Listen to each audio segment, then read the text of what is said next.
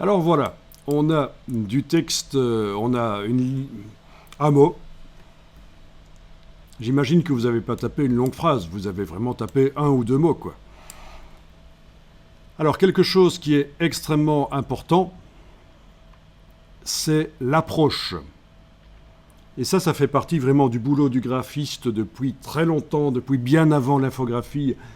Quand on fait des enseignes de magasins, même au 19e siècle, quand on faisait des enseignes de magasins, il y avait des lettreurs dont c'était la spécialité, dessiner des lettres. Et un des paramètres les plus importants, c'est l'approche, l'espace qu'il y a entre chaque paire de lettres. Il faut qu'il soit correctement fait.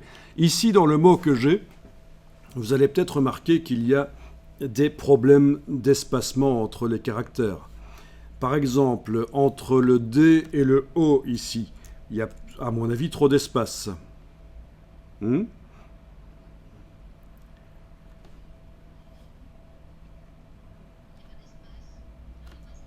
Alors, oui, pour répondre à ta question, on peut aussi dire qu'il n'y a pas assez d'espace entre le R et le A et le D, et que les autres espacements sont corrects. Ou alors on considère que ceci, le RAD, c'est correct, mais que le reste, il y a trop d'espace. Donc voilà, en tout cas, il faut harmoniser l'espace. Et alors, je vais vous montrer quelque chose qui est vraiment une des parties les plus importantes, une des choses les plus importantes que je vais dire à cette formation. Quand vous travaillez des polices de caractères dans les logiciels Adobe, il faut toujours, sauf si vous avez une très bonne raison de ne pas le faire, il faut toujours aller enclencher l'approche optique. C'est-à-dire que Adobe va faire pour vous le boulot qu'un graphiste fait, c'est-à-dire gérer les espacements entre chaque paire de caractères, de manière à ce que, vu de loin, dans son ensemble, le mot ait l'air d'être sans trou, ait l'air d'être plus compact, homogène. Et ça se fait déjà premièrement en ayant sélectionné la ligne, mais normalement chez vous elle est sélectionnée. Donc Illustrator sait que vous travaillez là-dessus. Et dans la palette caractères, vous allez ici sur l'approche de paire.